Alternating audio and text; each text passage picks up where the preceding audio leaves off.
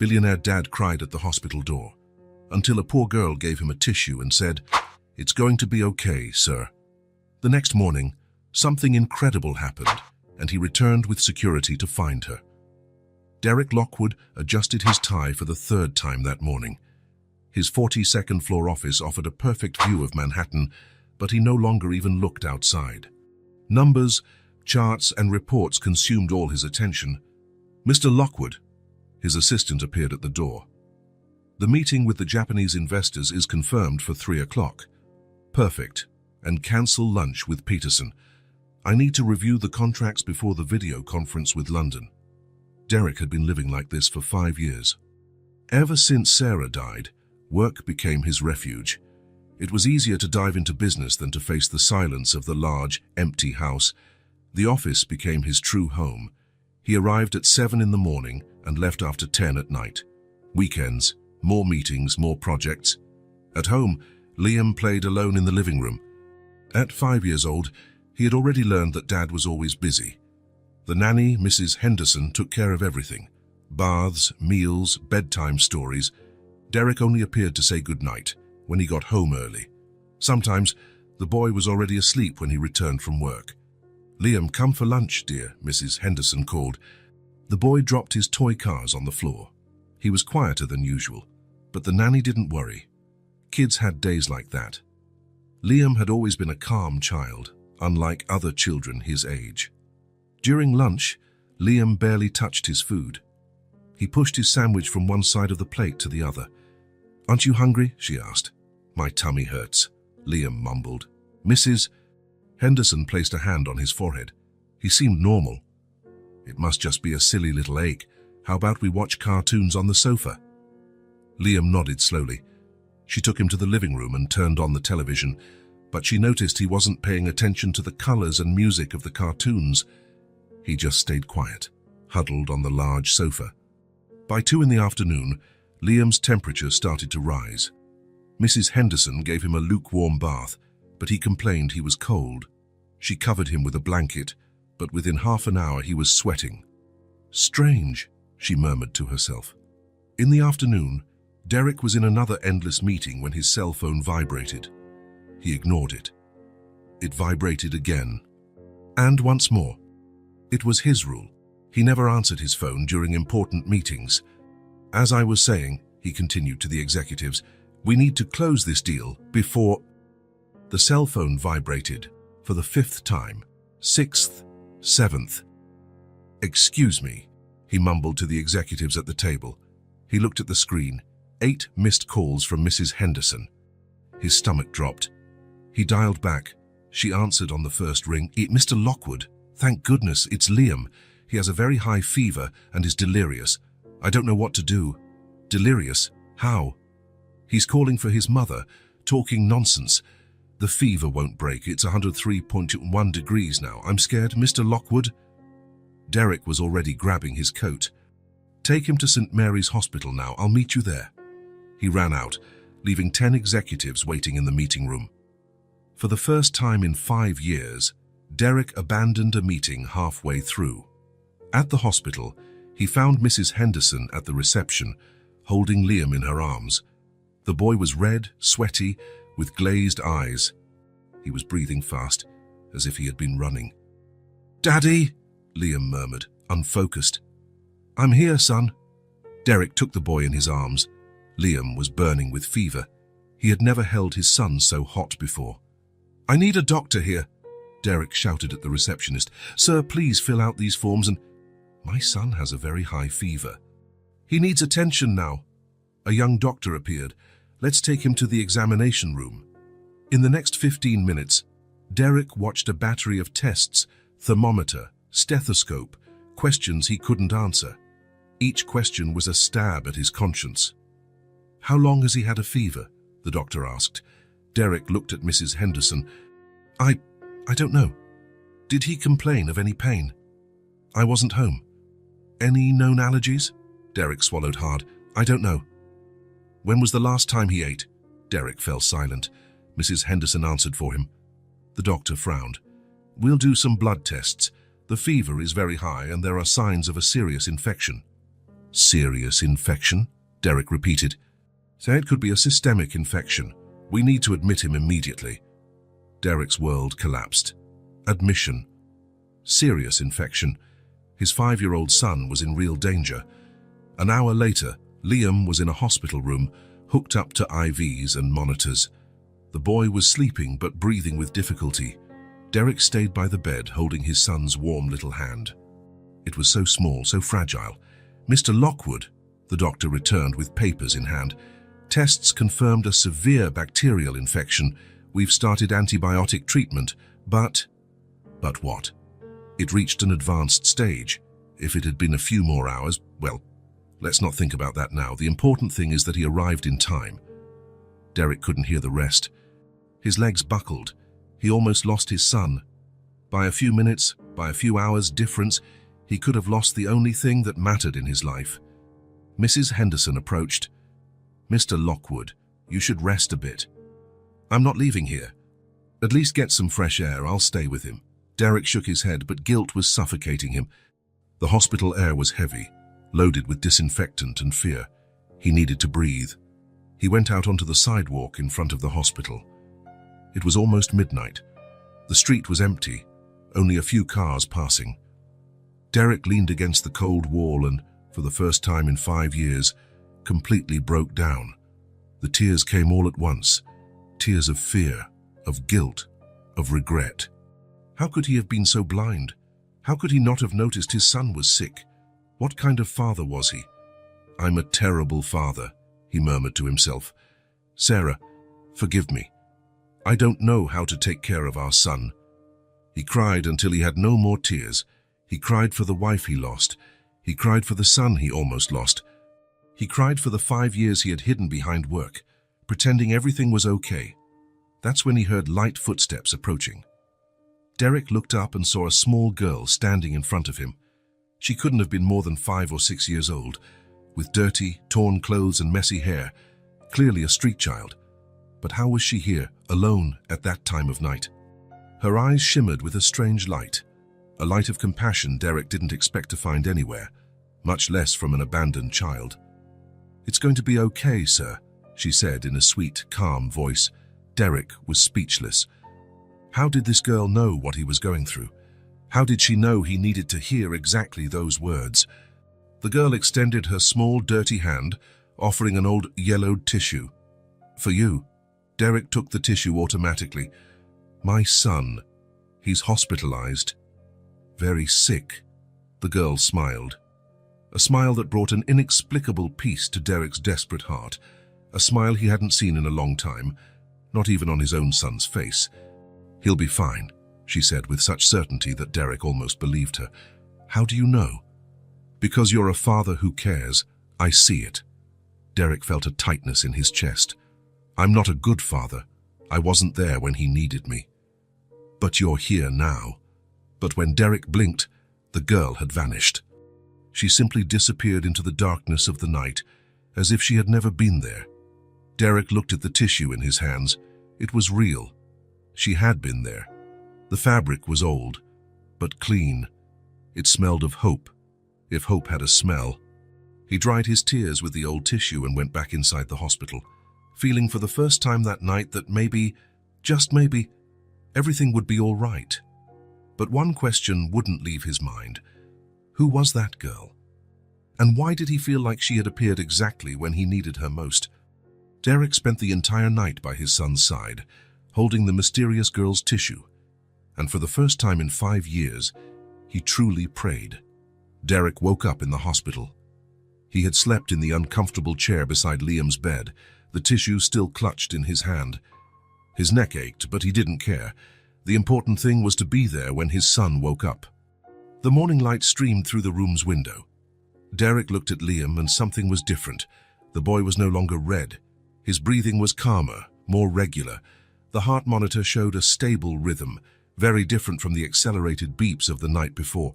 Daddy! Liam slowly opened his eyes. Hi, son. Derek leaned closer. How are you feeling? Better. I'm thirsty. Derek almost cried with relief. It was the first time in almost 20 hours that Liam had spoken clearly. His voice was normal, without the hoarse, confused tone of high fever. "I'll call the nurse," Derek said, pressing the call button. The nurse arrived in seconds. It was the same one who had cared for Liam overnight. "Wow, what a change," she exclaimed, checking the equipment. "His fever completely broke overnight. Look at these numbers," she pointed to the monitor. Derek didn't understand much about medicine, but he saw that everything was in green, no longer in the alarming red of the night before. "Can I have some water?" Liam asked. "Of course, dear."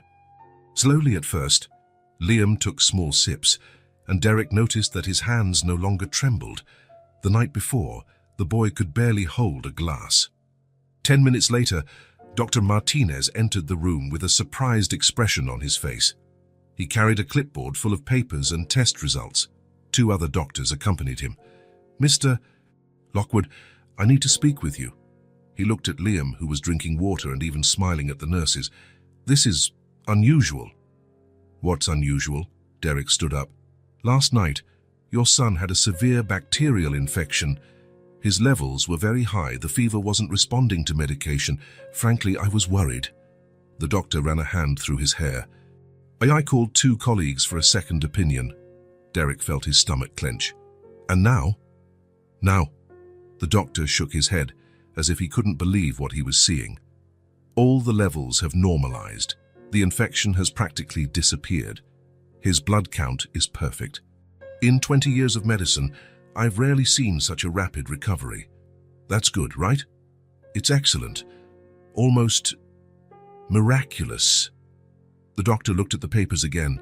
"Dr. Santos here has been working in pediatrics for 30 years. He's also impressed." Dr. Santos nodded. "Cases like this happen, but they're very rare. The child's body reacted extraordinarily to the treatment, so he can go home," Derek asked hopefully. "Well," Dr. Martinez hesitated. "We'll do a few more tests to be sure, but such a rapid recovery from a serious infection requires caution. We need to keep him under observation for another 24 hours. Derek nodded. It made sense. "Of course, Doctor. Whatever it takes. It's just a precaution," Dr. Santos added. "But from the signs, he'll be going home tomorrow." "Daddy, can I have breakfast?" Liam asked, interrupting Derek's thoughts. "Of course, son." "With pancakes," Derek laughed. It was the first time he had laughed in 2 days. "So let's see what they have here at the hospital. The kitchen can prepare something special for him," the nurse said. "After a night like that, he deserves it." 2 hours later, Liam was eating pancakes in his hospital bed, as if nothing had happened. Derek watched, still incredulous at the change. The night before, he had been prepared for the worst. Now his son was playing with forks and making funny faces. "Mr. Lockwood," Dr. Martinez returned.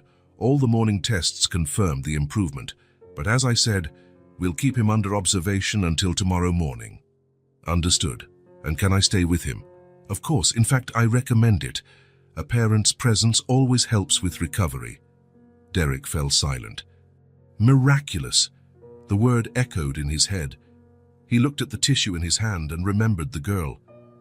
"He'll be fine," she had said with such certainty. "Dad, are you leaving?" Liam asked, seeing Derek fiddle with his phone. "I need to take care of something quick, son, but I'll be right back." "Promise?" "Promise." Derek called Mrs. Henderson and asked her to come stay with Liam for a few hours. He had something important to do. He couldn't stop thinking about the girl. Who was she? How did she appear out of nowhere? And why did he feel deep down that she had something to do with Liam's miraculous recovery? He called his head of security. "Marcus, I need your help with something." "Of course, Mr. Lockwood. What do you need?" "I want to find a girl. She was near St. Mary's Hospital last night, around midnight." "A girl? How old?" 5, 6 years old at most. Homeless, dirty clothes, brown hair, dark eyes, very polite, speaks strangely for her age." "Understood. Do you want me to mobilize the team?" "Yes, and Marcus, it's important." "Very important. How many men? All available. I want to search the entire area around the hospital." An hour later, Derek was in the back seat of his Mercedes, with Marcus driving and 2 additional security guards in another car. He carried a bag full of food, water, children's clothes he had bought on the way, and an envelope with cash. Where do we start, sir?" Marcus asked. "By the hospital. We'll go in circles, getting wider." They spent 2 hours scouring the streets around St. Mary's. They asked homeless people, street vendors, anyone who might have seen a small girl. "Small girl, alone?" asked a woman selling flowers on the corner. "That's too dangerous. Did you see any?" "Not around here, but—" She hesitated. "There are rumors of a little girl who helps people sometimes, appears out of nowhere, does something good, then disappears. People think it's an urban legend." Derek felt a shiver. "What kind of good thing?" "Oh, silly things. They say she comforted a woman who lost her job, helped an old man who fell on the street, things like that. There's a girl who sometimes sleeps around here," said an elderly man selling newspapers 3 blocks away. "Tiny, very polite. Haven't seen her in a few days." "Where does she usually stay?" "On the street behind the bakery. There are some boxes there, but it's strange. She never asks for money or food. She just stays there, quiet." Derek felt his heart race. "Marcus, let's go there." The street was narrow and dirty, trash scattered on the ground, some old cars parked, graffiti-covered walls, broken windows. At the end of the street, behind a closed bakery, was a pile of cardboard boxes. "There," Derek pointed. Marcus stopped the car. "Daddy want me to go with you, sir?" "No. It might scare her. Stay here." Derek got out slowly, with the bag in his hand. He approached the boxes without making a sound, and then he saw a small form huddled inside a large box, messy brown hair, dirty clothes, the same as the night before. It was her. The girl was sleeping deeply, clutching an old, one-armed doll. She looked so small, so fragile. How did a child that size survive alone on the streets? How did she get food? Where did she bathe? Derek knelt by the box. "Girl?" She slowly opened her eyes. When she saw Derek, she smiled. The same calm smile from the night before, as if she had been waiting for him. "Did your little boy get better?" was the first thing she asked. Derek was speechless for a moment. How did she know he would come? How did she know he would look for her? How do you know?" "I know." She sat up in the box, still holding the doll. "Is he okay now?" "He is. The doctors said it was a miracle. He's still at the hospital under observation, but he's fine." The girl nodded, as if she knew it would be so. "That's good. What's your name?" "Maya." "Maya." Derek repeated the name. It was beautiful, delicate. "How old are you?" 5. "I think 5. I'm not sure." Derek looked around. The street was deserted, dangerous. Broken glass on the ground, the smell of trash, the sound of rats scurrying. "Maya, where are your parents?" Her smile vanished for a moment. "Mommy went to heaven. Daddy, I don't remember Daddy." Derek felt a pang in his chest. "How long have you been living here?" "I don't know." "A long time. How do you get food?" "People sometimes give it, and there's an aunt at a diner who gives me old bread. And when it rains, I hide under the awning." Derek imagined that small child, alone, cold and hungry. It was unacceptable. He opened the bag and took out a sandwich, a bottle of water, some fruits, cookies. "I brought you some food." Maya's eyes lit up. "Thank you, sir." She ate slowly, savoring each bite as if it were the best food in the world. Derek noticed she was very thin, thinner than a 5-year-old should be. "Maya, do you want to come with me? I can take you to a safe place, with food, a bath, a real bed. You can even meet my son when he leaves the hospital." Maya stopped eating and looked at him with those deep, dark eyes. "Don't worry about me," she said with a calm that was impressive for a child. "Go take care of your son. He needs it more than I do." "But you need care too. You're a child." "I manage just fine." Derek was frustrated. How could a 5-year-old girl be so independent, so resigned? "At least let me take you to a shelter, or to a family that—" "I'll stay right here." Maya resumed eating, ending the conversation. Derek took the envelope with money from the bag. "Then at least take this." Maya looked at the envelope but didn't take it. "Money doesn't solve everything." "But it can help. You can buy food, clothes. People will want to know where it came from. They'll ask questions. Maya shook her head. It's better this way. Derek didn't know what to do. He wanted to help. He wanted to get that child off the streets, but she was so polite and firm in her refusal that he felt lost. Maya, at least promise me one thing. What? If you need help, if you're hungry, cold, scared, you come find me. You can go to the hospital, you can call, you can show up wherever I am. Maya looked at him for a long moment. Okay, promise. I promise. Mr. Lockwood, Marcus approached. Is everything all right? It is. Derek stood up, but continued looking at Maya. Maya, if you change your mind, if you need anything, I know where to find you, she said with a small smile. Derek left all the food with her as well as a blanket he had brought. He also left a card with his number and address. If you need me, call, or show up at the hospital, or at my house. Thank you. Derek returned to the car with a heavy heart. He looked out the back window and saw Maya waving at him, still sitting in the cardboard box with the doll in her lap. Back to the hospital, sir? Marcus asked. Yes. And Marcus... Yes, sir. I want you to put someone on that girl discreetly, just to make sure she's safe. Of course, sir. And if she leaves there, if she's in danger, if anyone tries to hurt her, you intervene. Understood. Perfectly, sir. And if she changes her mind and wants help, you let me know immediately. Without a doubt. Derek returned to the hospital thinking about the impossible coincidence. A street girl appears out of nowhere at the exact moment he needed her most, offers comfort and a tissue, disappears into the darkness. The next morning, his son has a miraculous recovery, and when he finds her, she immediately asks about Liam as if she knew he was well. They weren't coincidences. Derek didn't believe in coincidences like that. At the hospital, he found Mrs. Henderson with Liam, who was awake and playing with some toys she had brought. Dad, you're back. I'm back, son. As promised. What were you doing? Derek hesitated. How to explain to a 5-year-old about angels disguised as street girls? I was taking care of something important. More important than me? Derek felt his heart clench. Nothing is more important than you, Liam. Nothing. When can I go home? Tomorrow morning, if all goes well. And you'll stay here with me today. I'll stay here with you until you go home. Liam smiled. It was a smile Derek hadn't seen in a long time, a smile of pure happiness. That afternoon, Derek cancelled all meetings. He stayed at the hospital playing with Liam, reading stories, watching cartoons on the small room television. It was strange to be so long without working, but it was also liberating.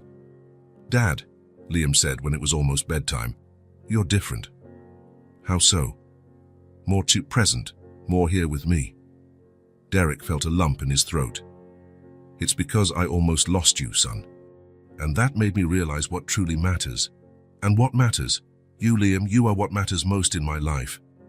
That night, Derek slept in the hospital chair again, but this time it wasn't out of despair, it was by choice. He wanted to be there when Liam woke up. He wanted to be the first face his son saw. He thought of Maya, alone in that box but with a wisdom and calm he had never seen. Who was she really? Why did she appear exactly when he needed her most? And why did he feel that their lives were connected in a way he still didn't understand? One thing he knew, Maya had saved more than Liam's life the night before. She had saved his soul too. And somehow, he was going to repay her. He was going to find a way to help that extraordinary girl, because angels exist. And sometimes they appear when we least expect it, disguised as lost children who need to be found. Derek closed his eyes, holding Maya's tissue, and for the second time in 2 days, he prayed. Not just for his son's health, which was now assured. He prayed for the safety of a small girl who had touched his life in an inexplicable way, and he prayed for wisdom to understand what to do next. The next morning, Dr. Martinez appeared in Liam's room with a wide smile on his face. Good morning. How's our little miracle today? Liam was sitting in bed, eating toast and watching cartoons on television. He seemed like a completely normal, healthy child, full of energy. I'm good. Can I go home now? Let me take a look at you first. The doctor did a quick examination, thermometer, stethoscope, checked his reflexes. All the numbers were perfect. Mr. Lockwood, Dr. Martinez turned to Derek. It's official. Liam is completely recovered. You can go home. Derek felt a huge relief. Finally, 2 days in the hospital felt like an eternity. Thank you, doctor, for everything. It was a pleasure, and Mr. Lockwood, keep being that present father you've become in the last few days. It makes all the difference. Derek nodded. He had learned his lesson. An hour later, Derek carried Liam through the front door. Mrs. Henderson was waiting for them with tears in her eyes and a special lunch prepared. My boy, how I missed you. I missed you too, Mrs. Henderson. Derek watched the emotional reunion, home. They were finally home. But even so, his thoughts returned to Maya. How was she? The security guard he left watching had reported that she was fine, but Derek couldn't stop worrying. Dad, can we play in the garden? Liam asked after lunch. Of course we can.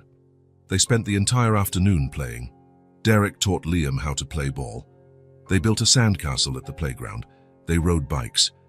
It was as if Derek was making up for 5 years of absence in a single day.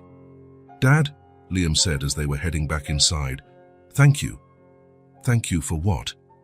For staying with me at the hospital. For playing with me today. For being my real dad. Derek felt his eyes well up. I'm the one who should thank you, son. For teaching me what truly matters. That night, Derek put Liam to bed himself.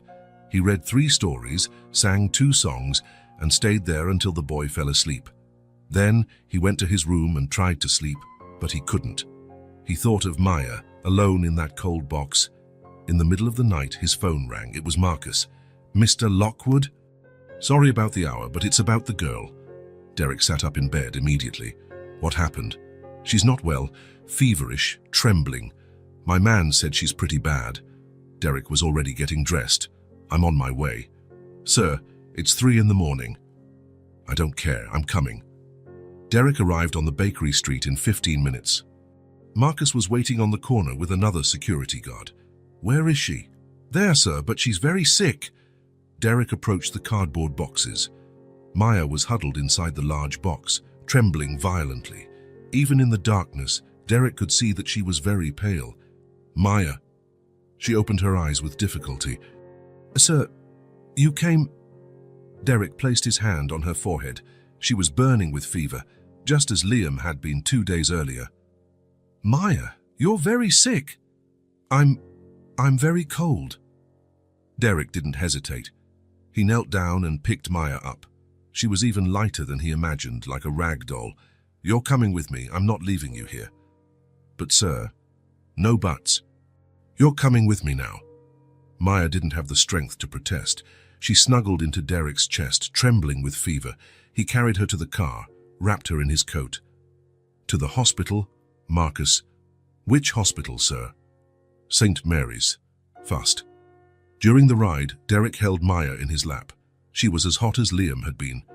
The difference was that Liam had a father, a home, immediate medical care. Maya had no one. Until now. It's going to be okay, Derek murmured to her. I'm here. At the hospital, Derek rushed in with Maya in his arms. I need help. This girl has a very high fever. A nurse came running. It was the same one who had cared for Liam. Mr. Lockwood. Who is this girl? A family friend. She's very sick. Quickly, Maya was taken to a room. Derek filled out papers, invented information he didn't have, said he was temporarily responsible for her. Dr. Martinez appeared half an hour later, surprised to see Derek again. Mr. Lockwood, what are you doing here? Is Liam all right? Liam's great. It's this girl, Maya. She has a high fever, just like Liam did. The doctor examined Maya quickly. She was semi-conscious, mumbling nonsense. We'll do some tests, but it seems to be a bad flu. Quite different from the infection your son had. But she'll be okay? I think so. We'll medicate her and observe. She's malnourished, which doesn't help, but it doesn't seem serious. Derek sighed in relief. Thank you, doctor. Mr. Lockwood, this girl, does she have family? Derek hesitated. No, she's under my temporary guardianship. The doctor nodded, asking no further questions. In the next few hours, Derek stayed by Maya's bed.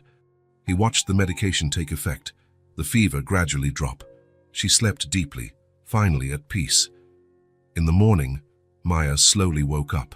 She looked around, confused. Where am I? At the hospital. You were very sick. Maya tried to sit up. I need to go. Calm down. You're still weak. A nurse brought her breakfast. Maya looked at the food as if it were treasure. Can I eat? Of course you can. Eat slowly.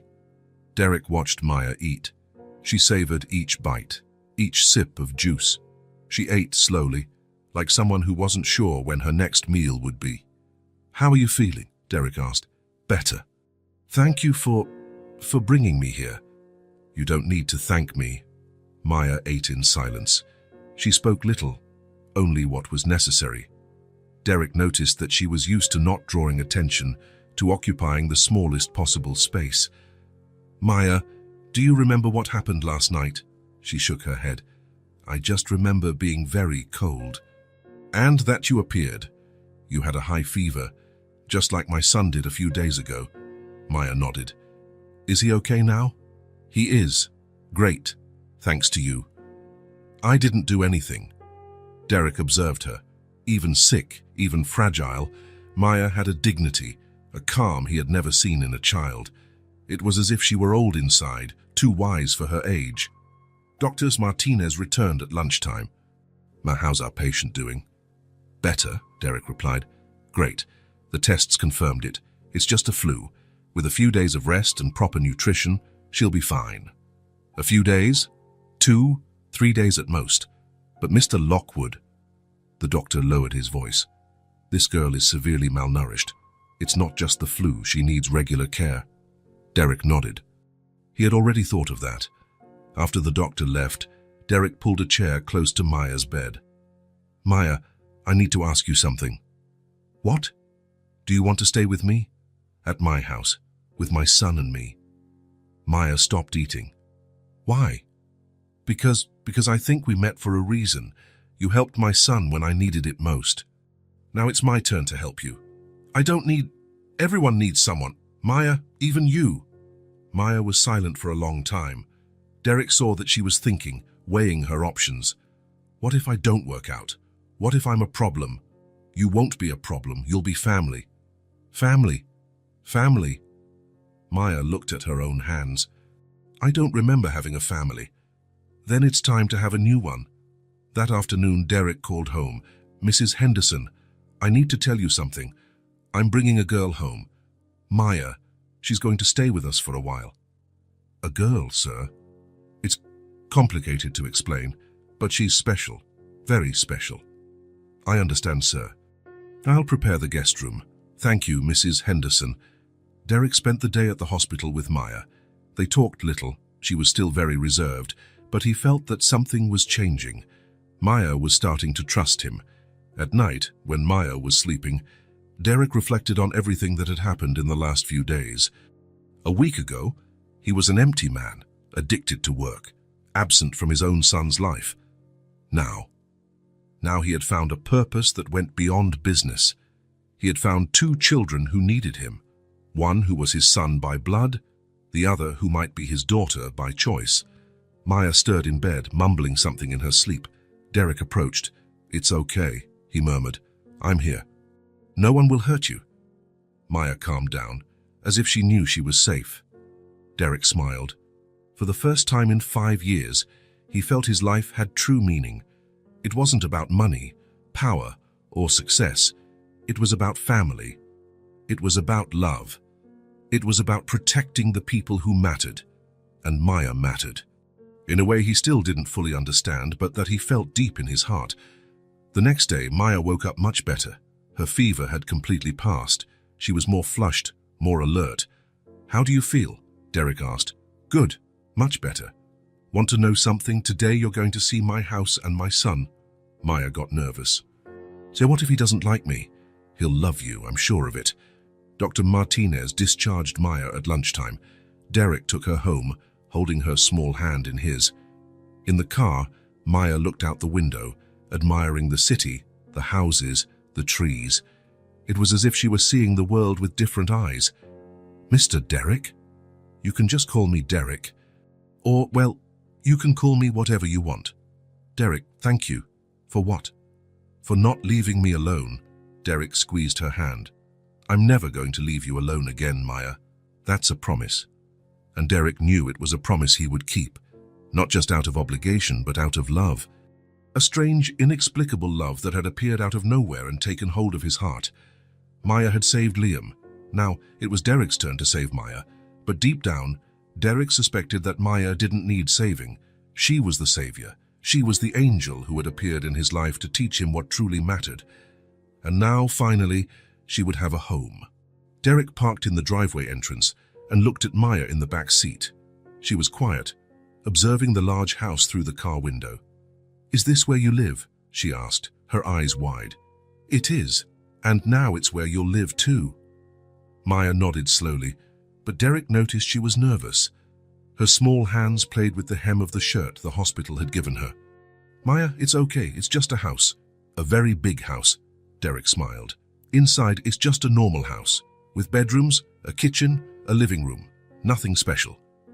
They got out of the car and walked to the front door. Derek opened it with his key and called, "Mrs. Henderson, we're home." The nanny appeared immediately, drying her hands on her apron. When she saw Maya, her face softened. "This must be Maya." "Hi," Maya said softly. "Hello, dear. Welcome to our home." "Where's Liam?" Derek asked. "In the living room, playing with his cars." Derek knelt down to Maya's height. "Want to meet my son?" Maya nodded, but Derek saw that she was tense. "Relax. He's nice. You'll like him." They walked to the living room. Liam was on the floor, surrounded by dozens of toy cars. He made engine noises as he pushed a blue car across the coffee table. "Liam!" Derek called. The boy looked up and smiled. "Dad, you're back." "I'm back, and I brought someone for you to meet." Liam noticed Maya for the first time. She was half hidden behind Derek, only part of her face showing. "Who is she?" "This is Maya. She's going to stay with us for a while." Liam stood up and approached. Maya took a step back. "Hi," Liam said.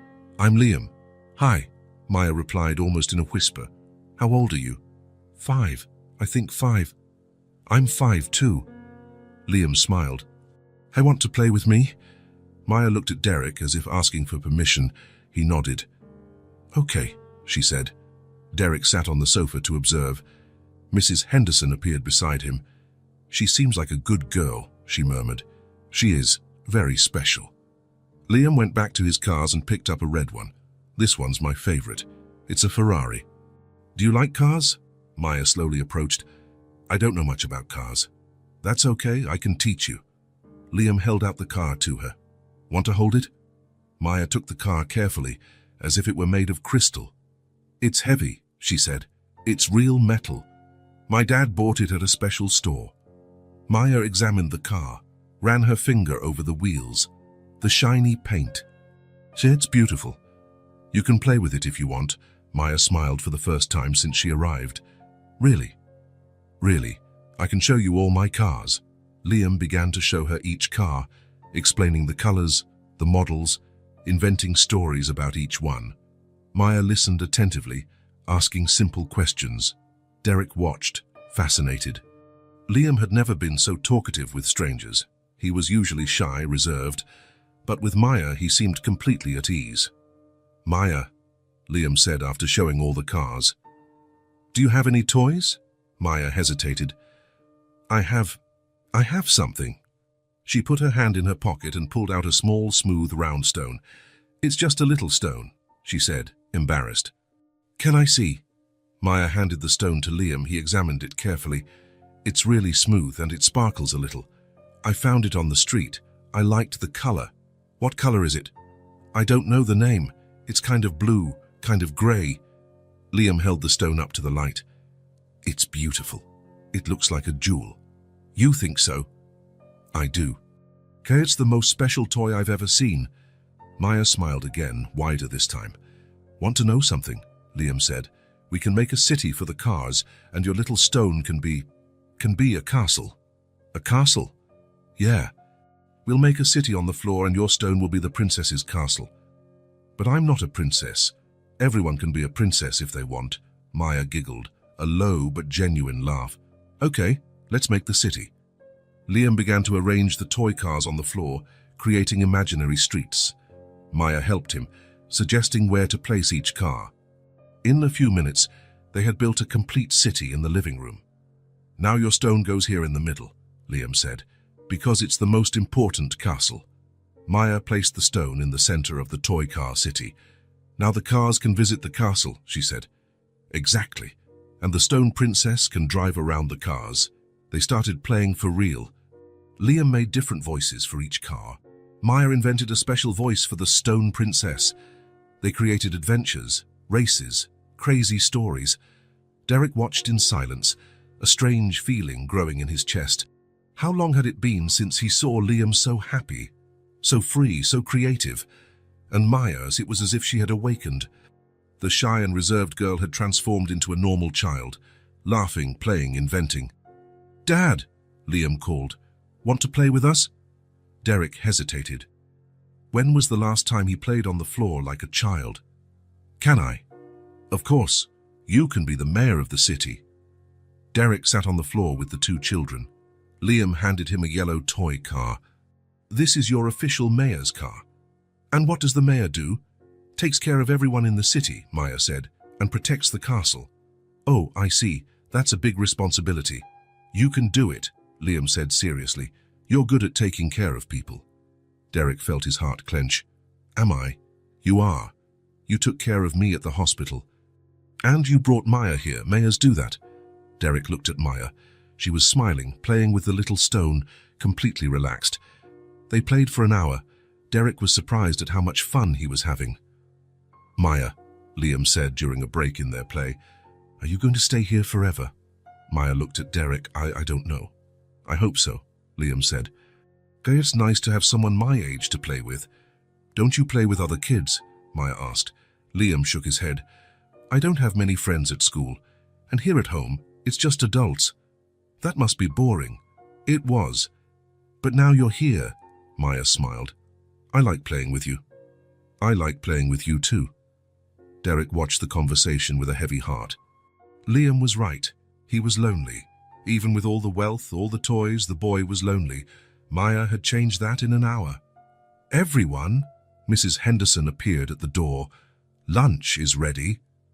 "Already," Liam complained, "but we were playing." "You can continue after lunch," Derek said. "Promise?" Maya asked. "Promise." During lunch, Liam didn't stop talking. He told Maya about school, about his favorite cartoons, about the books he liked. Maya listened attentively, asking questions, laughing at his jokes. Derek ate in silence, observing the interaction between the two children. It was as if they had been siblings for years, not two children who had met an hour earlier. "Maya," Liam said in the middle of lunch, "do you want to see my room?" "Can I?" "Of course, I have a collection of rocks I found in the garden. You might like them."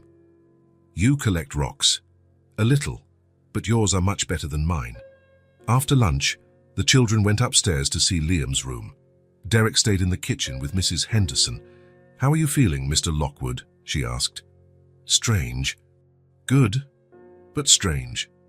"Why?" "I don't know if I'm doing the right thing. Bringing Maya here, offering a life she never had. What if it doesn't work out? What if it does?" Derek looked up at the ceiling, where he could hear the children's laughter. Liam has never laughed as much as he has today. And Miss Maya seems to be flourishing. "She's special, Mrs. Henderson. In a way I can't explain. Special children come into our lives for a reason." "What reason?" "To teach us things we didn't know we needed to learn." Derek nodded. Mrs. Henderson was right. Upstairs, the laughter continued. Derek slowly went up and found the two children on the floor of Liam's room, surrounded by rocks of all shapes and sizes. "Dad!" "Look," Liam exclaimed, "Maya knows a lot about rocks." "She does. This one," Maya held up a brown stone, "is good for making fire, and this one, She picked up a white stone. Gets really smooth if you rub it on the wall. How do you know that? Derek asked. Maya shrugged. I learned on the streets. Derek felt a pang of sadness. A 5-year-old shouldn't know these things. But now, Liam said cheerfully, you don't need to know about making fire or rubbing stones anymore. Now you can just play with them. Maya smiled. Yeah, now I can just play. Derek sat on Liam's bed, watching the two children. A new feeling was growing inside him. It wasn't just the desire to protect Maya or the happiness of seeing Liam so content. It was something bigger, something he hadn't felt in a long time. It was the feeling of family, of completeness. As if a piece he didn't even know was missing had finally fallen into place. Maya and Liam continued playing until late afternoon. When it was time for dinner, they came downstairs together, holding hands as if they were real siblings. And maybe, Derek thought, they really were. Not by blood, but by choice, by love, by destiny. Maya had entered their lives like an angel in disguise, and now she was becoming family. Maya had been living in the house for a week now. With each passing day, she became more comfortable, more relaxed. She played with Liam in the morning, helped Mrs. Henderson in the kitchen in the afternoon, and always had dinner with Derek and Liam in the evening. But Derek noticed that Maya still held secrets. Sometimes, she would grow quiet, staring into space as if remembering something distant. When he asked if she was okay, she always smiled and said yes. That night, after dinner, Derek was reading a story to the two children in Liam's room. It was a book about a rabbit who had lost his family and found a new home. And the little rabbit lived happily ever after with his new family. Derek finished the story. Didn't the little rabbit miss his old family? Maya asked softly. Derek looked at her. It was the first time Maya had asked such a question. I think he did. But he learned that he can love his new family without forgetting the old one. Maya nodded slowly. Liam was already almost asleep, clutching his red toy car. Liam, Derek whispered. Time for bed. He tucked the boy into bed, gave him a good-night kiss, and turned off the light. Maya, shall we go to your room? Can I stay a little longer here with you? Of course, you can. They went to the living room. Derek sat on the sofa, and Maya settled beside him, so small on the large couch. Derek? Yes? Do you want to know about my mommy? Derek felt his heart race. Maya had never talked about her mother since she arrived. Only if you want to tell me. Maya was silent for a moment, playing with the small stone she always carried in her pocket. Mommy was very pretty. She had hair like mine, but longer. And she always smelled like flowers. Derek listened without saying anything. She sang to me every night, songs she made up. They were never the same. That must have been nice. It was. We lived in a tiny apartment. Only one bedroom, a small kitchen, but it was cozy. Maya stopped talking. Derek waited. One day, Mommy started coughing a lot. At night, during the day, a cough that wouldn't stop. Derek felt a pang in his chest. She got very weak, couldn't work anymore. We didn't have money for food anymore. What did you do? Mommy said we would be fine, that she just needed to rest a little. Maya sighed, but she got worse and worse. And then, one day she fainted. I tried to wake her up, but I couldn't. A neighbor saw and called an ambulance. Derek closed his eyes. He imagined an even smaller Maya, trying to wake up her unconscious mother. Mommy got sick. We went to a hospital, but no one helped. Maya stopped talking again. Her hands trembled slightly. Was it different from the hospital where Liam stayed? Derek asked gently. Very different. It was a big hospital, full of people, but no one looked at us. What do you mean? We waited a long time. Mommy was getting worse and worse, but people passed us by as if we weren't there. Derek felt anger rising in his chest. How could a hospital ignore a child and a sick mother? Mommy tried to ask for help, Maya continued. But people were always busy. They said they would call someone, but no one came. How long did you wait? A long time. Hours. Mommy was in a lot of pain, but no one gave her medicine. Derek clenched his hands. It was getting hard to listen. but he knew Maya needed to tell. Then Mommy sat in a chair in the hallway. She said she would just rest for a bit. Maya stopped talking completely. Derek saw tears in her eyes. What happened, Maya? She fell asleep sitting up, and she never woke up again. The words came out as a whisper. Derek felt as if someone had punched him in the stomach. Right there, in the hospital. Maya nodded. I kept shaking her, trying to wake her up. I kept saying, Mommy, wake up, but she wouldn't open her eyes. Derek couldn't stay seated anymore. He stood up and walked to the window, trying to control his emotions. It was then that people saw us, Maya said, when it was too late. And you? What did they do with you? They took Mommy away. They tried to take me too, but I ran away. I was scared. I didn't know anyone, so I ran and hid. Derek turned to Maya. She was huddled on the sofa, looking even smaller than she already was. How old were you? 3. I think 3. 3 years old. Maya had been alone on the street since she was 3 years old. Maya, Derek sat down beside her again. None of what happened was your fault. I know. Mommy always said that bad things sometimes happen, but it's nobody's fault.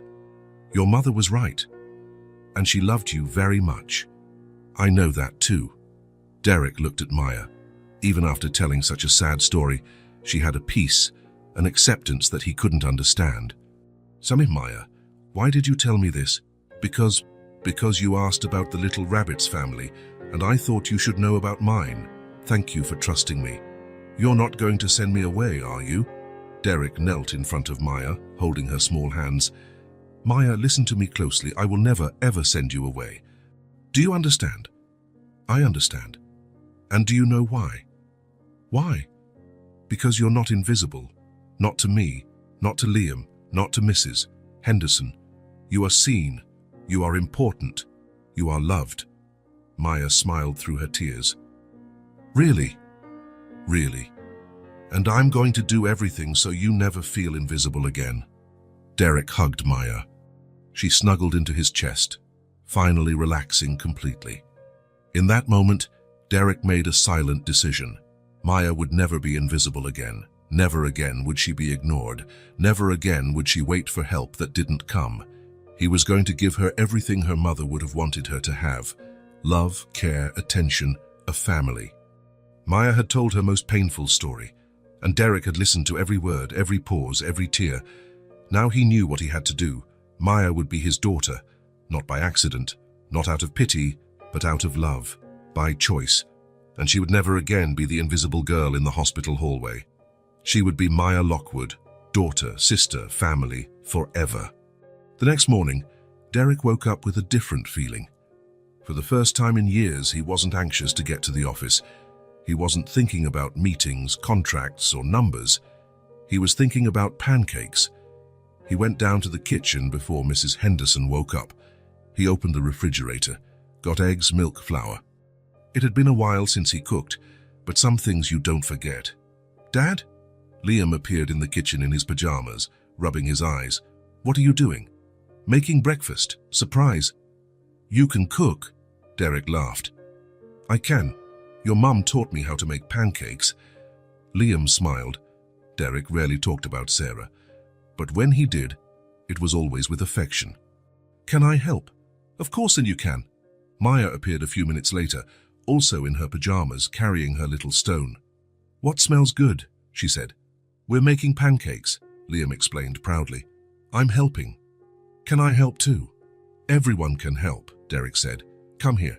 The two children approached the stove. Derek showed them how to stir the batter, how to know the right time to flip the pancake. Careful, it's hot, he warned, when Liam wanted to touch the pan. It's bubbling, Maya observed. That's how you know it's cooking. Mrs. Henderson came downstairs and found the three in the kitchen, covered in flour, laughing. Mr. Lockwood. What a pleasant surprise. Good morning, Mrs. Henderson. We're making breakfast. I can see that, she said, smiling. And it looks like you're having fun. Derek looked around. The kitchen was a mess. Flour on the floor, batter splatters on the counter. But Liam and Maya were radiant. We are. They ate pancakes at the kitchen table. Derek couldn't remember the last time he had breakfast at home so calmly. Dad, Liam said, chewing. "Aren't you going to work today?" "I am. Later." "Later when?" Derek looked at his watch. Normally, he would have been at the office 2 hours ago. "After lunch." "Really?" Liam's eyes widened. "Really? And what are we going to do this morning?" Derek thought. "And what do you two want to do?" "Can I choose?" Maya asked shyly. "Of course." "I want to play in the garden. I've never played in a real garden." "Then let's play in the garden."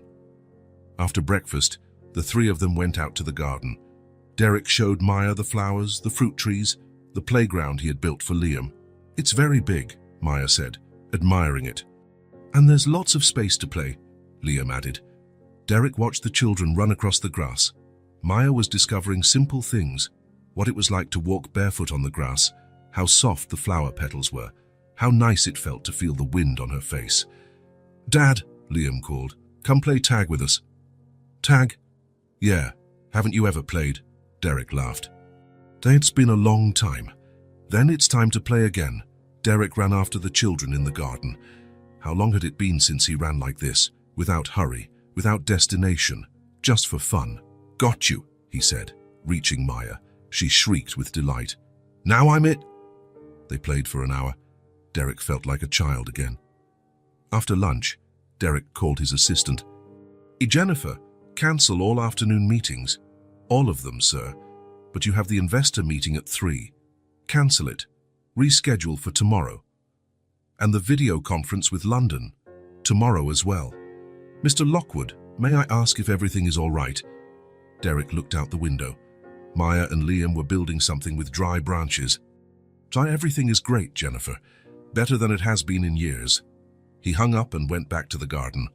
"What are you two making?" "Building a house," Liam explained. "A house? For the birds," Maya said. "But it's not turning out very good." Derek examined the construction. It was basically a pile of stacked branches. "How about we build a house for you two?" "For us?" "A fort. Here in the garden." "A real fort?" Liam asked excitedly. "A real one." Derek went to get sheets, ropes, clothespins. He had never built a fort, but how hard could it be?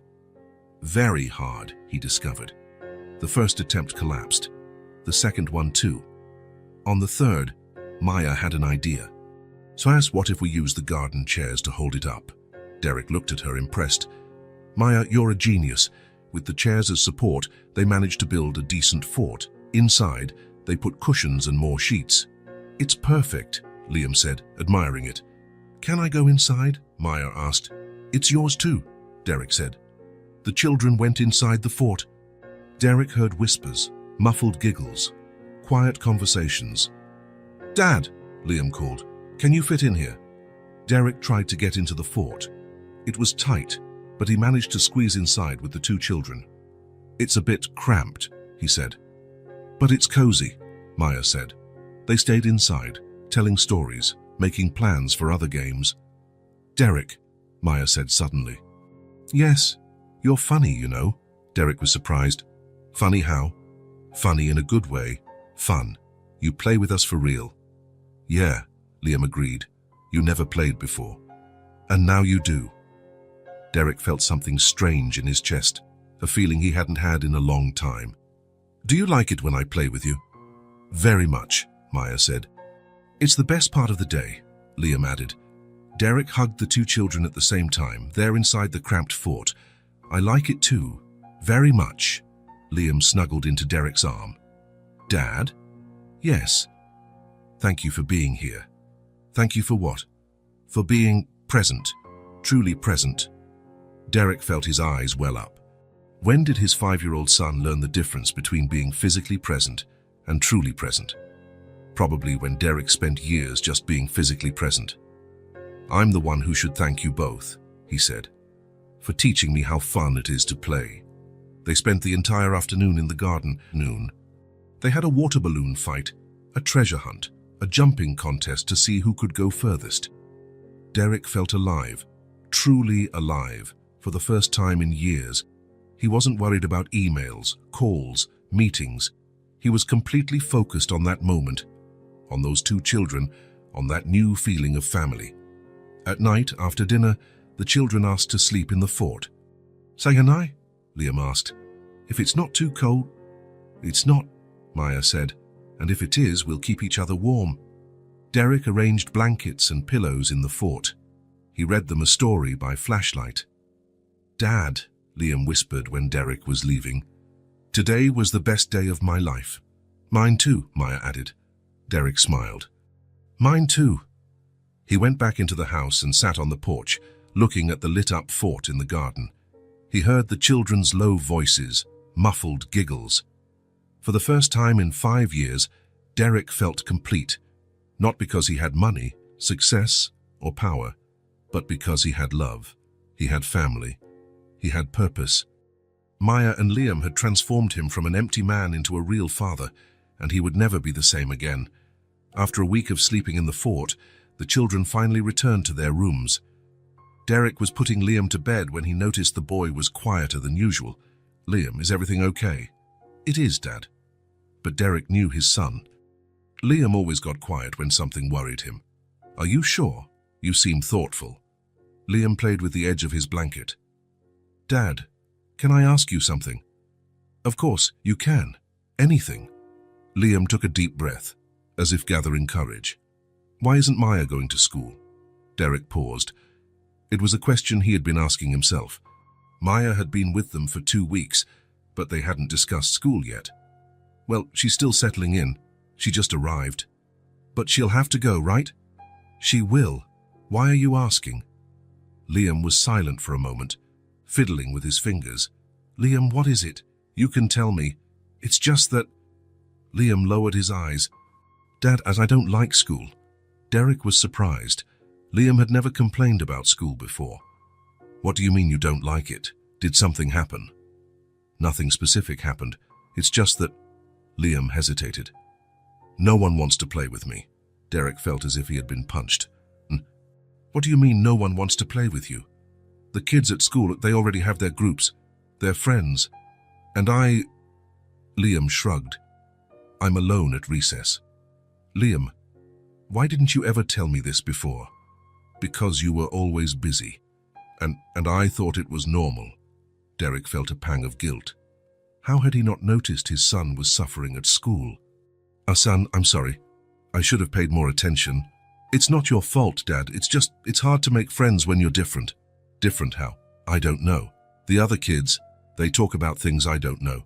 Places they've been, things they did with their parents. And Liam paused. I never had much to tell. Derek felt his heart clench. How many adventures, how many special moments had Liam missed because he was always working? And now you have things to tell. Liam smiled a little. Yeah, now I do. The pancakes, the fort, playing in the garden. And what else? Maya. Derek settled back on the bed. What about Maya? She's... Liam searched for the right words. She's special, Dad. She plays with me for real. Not because she has to, but because she wants to. And that's different. Very... At school, when someone plays with me, it's because the teacher told them to. Like, let's include Liam. But with Maya...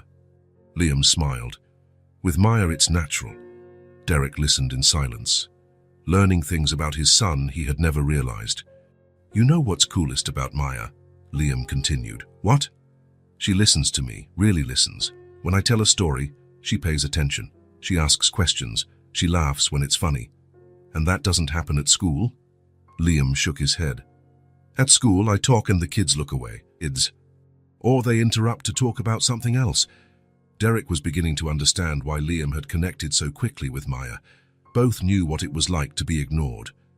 Liam, do you like Maya? Very much. The answer came immediately.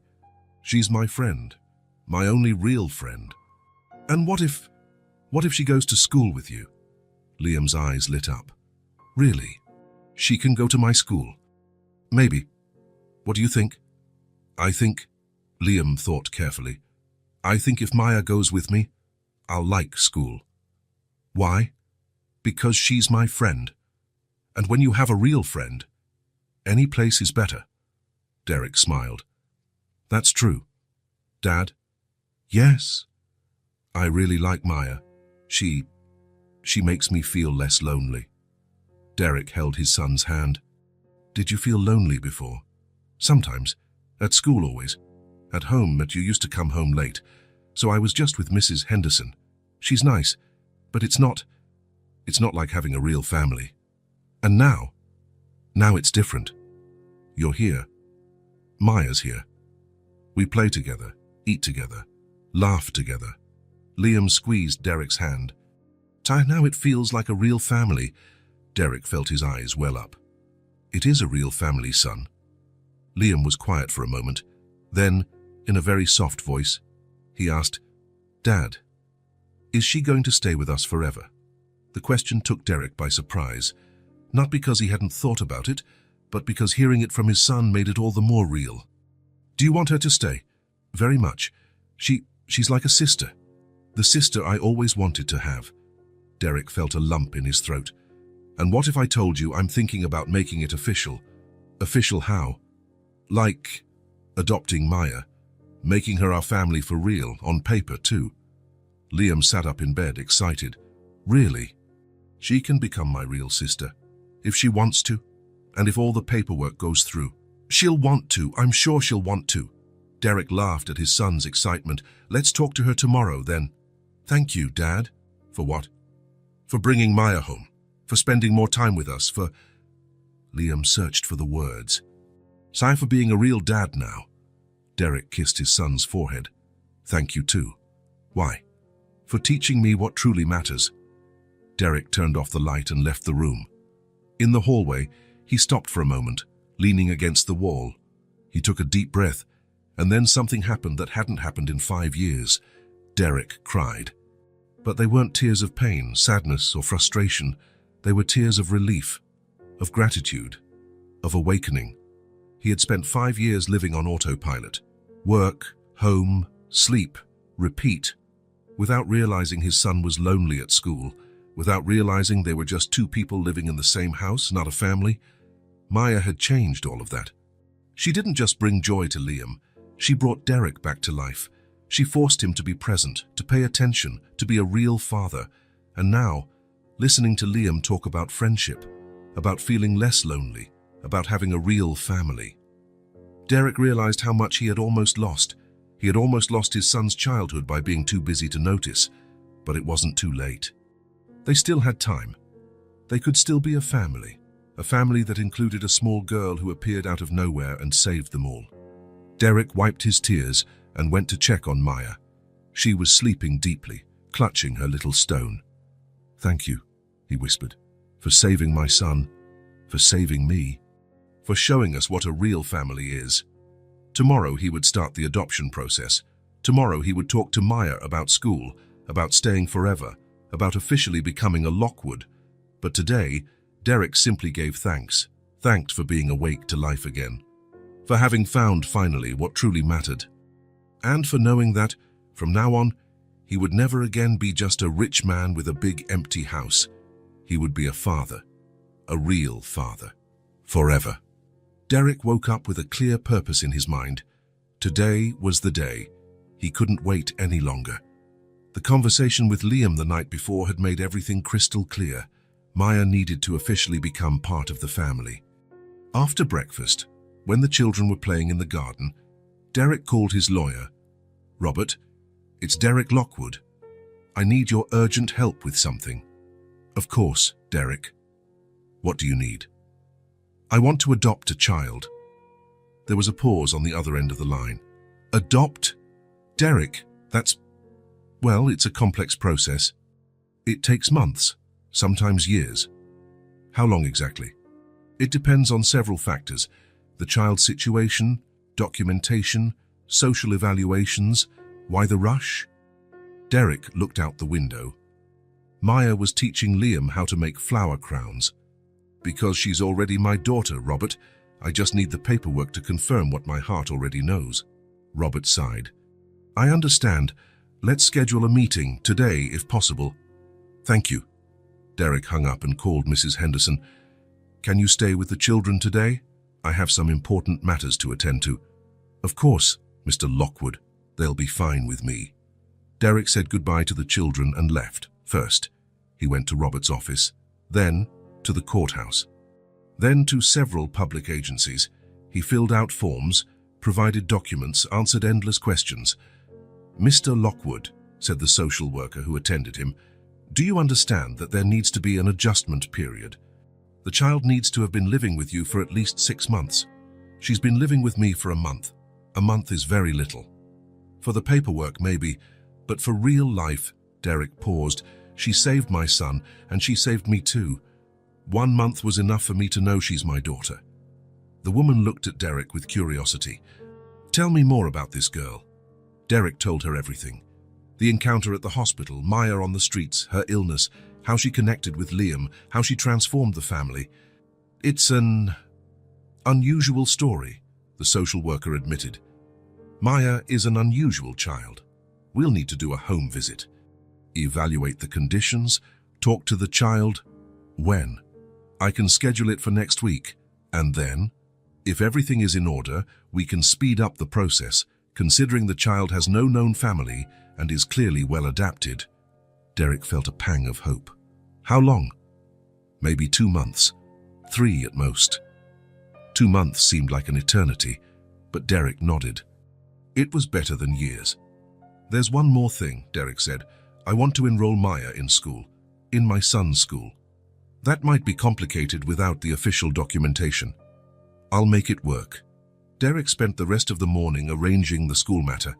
He used contacts, made calls, pulled favors. By late afternoon, Maya was officially enrolled in Liam's school. When he got home, the children ran to him. "Dad, where were you?" Liam asked. "Taking care of important things." "What kind of things?" Maya wanted to know. Derek knelt down to the height of the 2 children. "Maya, I need to talk to you. Something important." Maya became serious. "Did I do something wrong?" No, nothing wrong. Come, let's sit down." They sat on the living room sofa. Liam sat on one side of Derek, Maya on the other. "Maya," Derek began, "are you happy here?" "Very happy." "Do you want to continue living here?" "I do. Forever." Maya nodded vigorously. "Forever." Derek took a deep breath. So, if you want to, I can be your dad." Maya blinked several times, as if she hadn't understood. "Dad, how?" "A real dad. Official. On paper. Legally.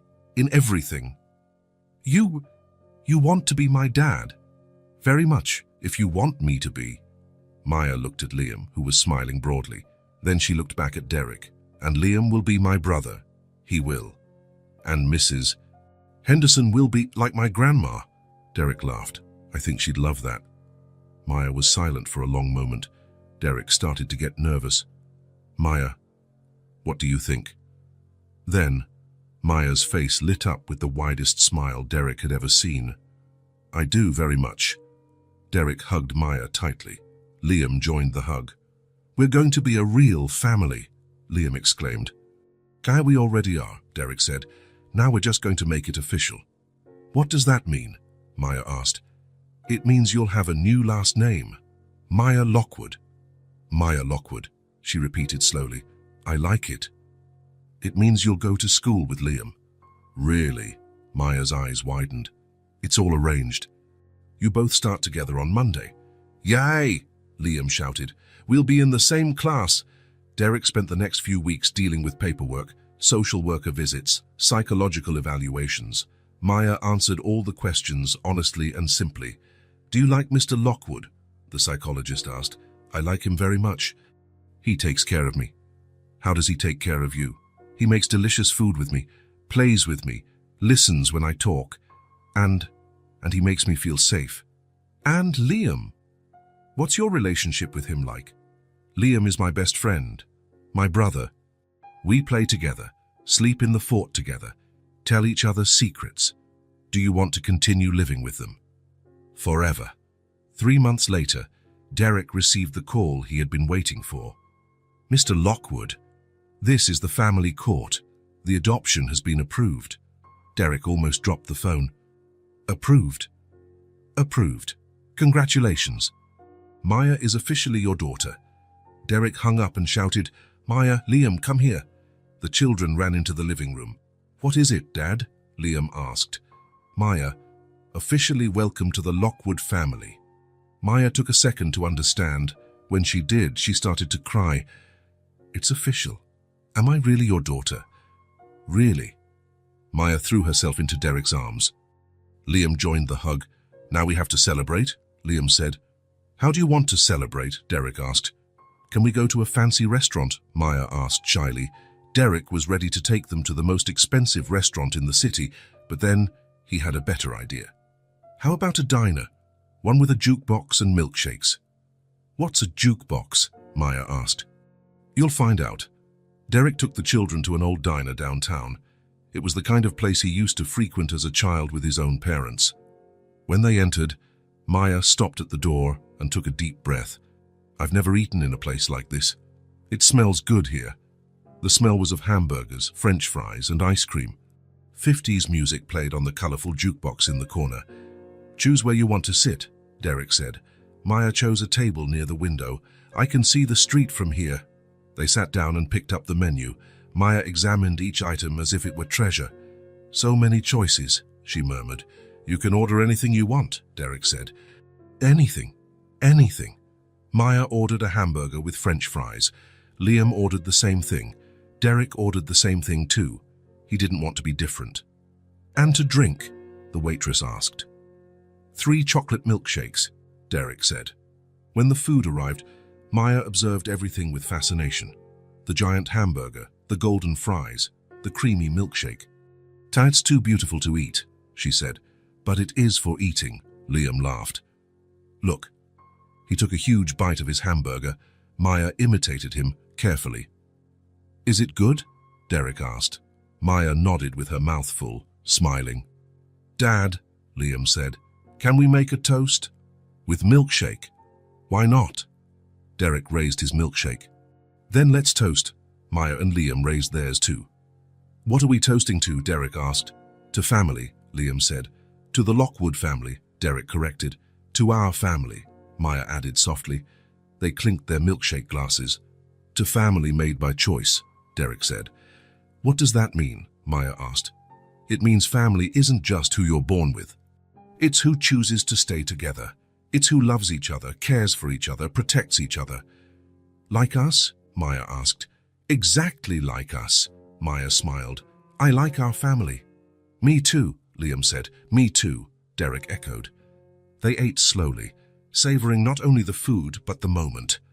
Derek looked around the diner, families eating together, children laughing, parents telling stories. Now he was part of it. He was no longer the lonely, work-obsessed man. He was a father of 2 children. He had a real family. Maya, Derek said, can I ask you something? Of course. Do you regret anything? Leaving the streets, coming to live with us? Maya thought for a moment. No, never. Why? Because now I have you, and you have me, and... She paused, searching for the right words. And now I know what family love is. Derek felt his eyes well up. You always knew how to love, Maya. You taught us. How? You appeared when we needed it most. You showed me how to be a real dad. You showed Liam how to have a sister. You brought love into our home. You brought love into my life too. So we're a perfect family, Liam concluded. We are, Derek agreed. When they left the diner, it was already getting dark. Derek drove slowly home, listening to Maya and Liam chat in the back seat about school on Monday. At home, he put the 2 children to bed. First Liam, then Maya. Dad, Maya said as Derek was turning off the light. Yes? Thank you. For what? For giving me a family, for making me feel important. Derek sat on the edge of the bed. Maya, you were always important, from the first day I saw you. How did you know? I didn't know. I felt it. In my heart. Maya smiled sleepily. I felt it too, that you would be my dad someday. Really? Really. Ever since that night at the hospital. Derek kissed Maya's forehead. Good night, daughter. Good night, Dad. Derek left the room and stood in the hallway for a moment. Daughter, Dad. Words that now had a completely new meaning. Maya wasn't just a child he had helped. She was his daughter, by choice, by love, by destiny, and tomorrow would begin a new phase. Maya and Liam would go to school together. They would be siblings officially, not just at home, but in the world. Derek smiled. Family made by choice, not by blood, but real. More real than anything he had ever experienced. Derek woke up earlier than usual, not because of work this time, but because of anxiety. Today was Maya's first day of school, the first day she and Liam would go together. He went down to the kitchen and started preparing the special breakfast he had promised, heart-shaped pancakes, Maya's own idea. "Good morning, Dad." Liam appeared in the kitchen, already dressed in his school uniform. "Are you nervous?" "A little. And you?" "No. I'm happy." Liam smiled. "Finally, I'll have company at school." Maya came down a few minutes later, wearing the new uniform Derek had bought. She looked at herself in the refrigerator's reflection. "Do I look like a real student?" "You look like the prettiest student in school," Derek said. Maya blushed. She wasn't used to compliments yet. During breakfast, Maya was quieter than usual. Derek noticed she was nervous. "Maya, is everything all right?" "What if the kids don't like me?" "They will," Liam said with conviction. "You're cool. Anyone can see that." "What if they ask about where I used to live?" Derek knelt beside Maya's chair. "You don't have to tell anything you don't want to. Your story is yours. You decide what to share." "What if I say I'm adopted?" "There's nothing wrong with that. Family is family, no matter how it started." Liam extended his hand to Maya. "And remember, you won't be alone. I'll be there." Maya squeezed his hand. "Thank you." After breakfast, Derek helped the children pack their backpacks. Maya had insisted on carrying her special stone in her pocket. "For good luck," she explained. "Good idea," Derek said. In the car on the way to school, Maya watched out the window. Derek saw in the rearview mirror that she was taking deep breaths, calming down. "Maya," he said, "do you remember what we talked about yesterday? That I'm smart, special, and any school would be lucky to have me." "Exactly. And if you need anything, talk to the teacher or Liam." When they arrived at school, Derek stopped at the door. Several other families were arriving too. Children running, parents talking, the typical buzz of the start of classes. "Ready?" Derek asked. "Ready," Liam answered for both of them. They got out of the car. Derek held Maya's hand on one side, Liam's on the other. They walked together to the school entrance. "Mr. Lockwood," the principal came to greet them. "And this must be Maya. Welcome." "Thank you," Maya said softly. "Liam told me a lot about you. Said you two are inseparable." Maya looked at Liam, who smiled at her. "She's my sister," Liam said proudly. The word sister still made Derek's heart race. Sister, family, words that now had a completely new meaning. They walked through the school hallways. Maya observed everything with curiosity. The colorful walls, the children's drawings, the classrooms full of small desks. "It's different from what I imagined," she murmured. "Different how?" Derek asked. "More cheerful, more colorful." In the classroom, the teacher welcomed Maya with a warm smile. "Maya, so good to meet you. I'm Mrs. Martinez. I've prepared a special place for you." The desk was next to Liam's. Maya smiled for the first time since they arrived. "Can I sit next to Liam?" "Of course. You two will make a great pair." Derek said goodbye to the children at the classroom door. He kissed each of their foreheads. "Have fun, we'll see you at pickup." "Dad," Maya called before he left. "Yes? Thank you for everything." Derek smiled. "Thank you too." He left the school and went to his car, but he couldn't leave immediately. He stayed there, watching through the classroom window. He saw Maya being introduced to the other children. He saw Liam always by her side, helping, supporting. He saw Maya's smile grow as the children welcomed her. Derek thought about everything that had happened in the last few months, how his life had completely changed since that night at the hospital. He thought he was saving Maya, taking a child off the streets, giving her a better chance at life. But the truth was the opposite. Maya had saved him. She appeared at Derek's darkest moment, when he was losing his son to his own absence. When he was living an empty life, without real purpose, Maya taught him to be a real father, to be present, to value simple moments like making pancakes or building a fort in the garden. She saved Liam too. She gave the boy what he needed most, a friend, a sister, someone who truly saw him. Derek drove to the office, but his mind was at school. For the first time in years, work wasn't his priority. His family was. During the morning, Derek cancelled 2 meetings. He couldn't concentrate on anything but how Maya was adapting. At pickup time, Derek arrived at school early. He waited in the car, anxious to hear how the first day went. When the bell rang, he saw the children coming out in groups. And then he saw Maya and Liam. They walked side by side, holding hands, chatting animatedly. Maya was smiling, swinging her backpack. Liam gesticulated excitedly, clearly telling a story. Derek got out of the car to greet them. "Dad," Maya ran to him.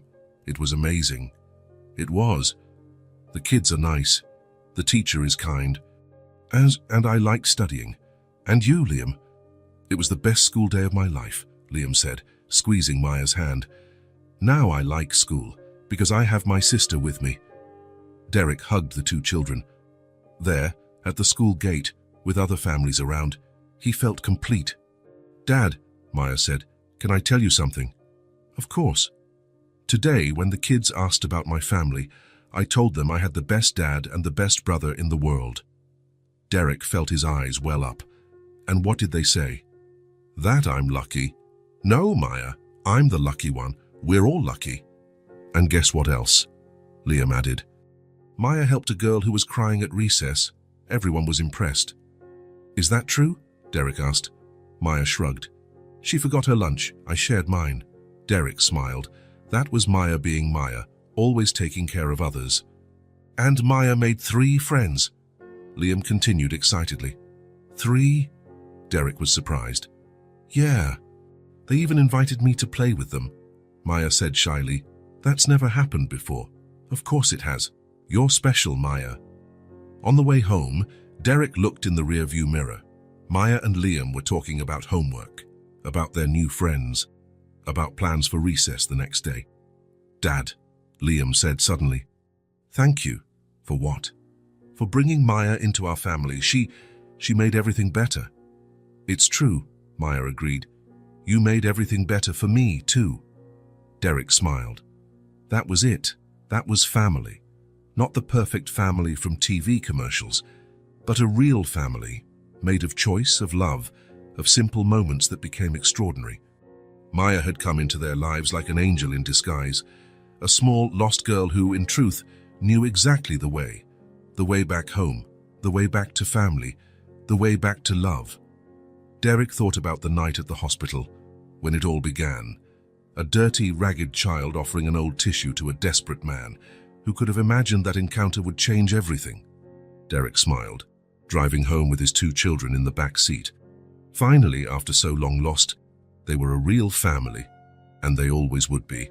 If this story touched your heart, subscribe to the channel and turn on notifications so you don't miss the next ones. Leave a like, because it helps this story get recommended to more people. See you in the next story.